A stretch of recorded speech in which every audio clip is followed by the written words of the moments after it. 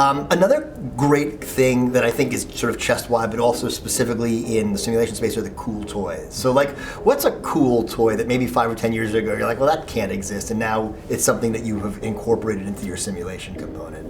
Yeah, there are a lot of cool toys. There are a lot of cool toys that are out there, and without getting too much in the detail, I would say that some of the mechanical ventilation simulation toys that are out there, sort of the ability to simulate diseased lungs.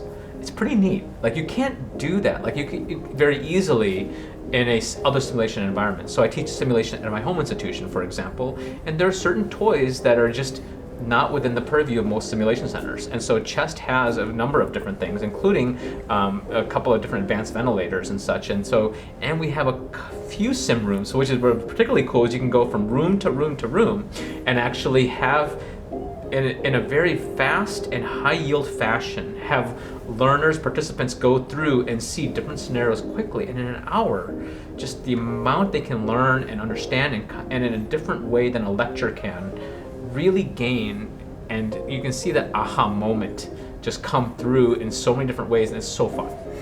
Rumor has it, I've not seen it yet, that there's also a biological sample in play today. Is that right? Correct. We have some pig lungs. We have some other things that are there. What do you do? What's the advantage of using a pig? Like, what is the advantage of actually using biological tissue in a simulation like this? Because biological tissue is it's one thing to sort of have a bunch of dials and buttons.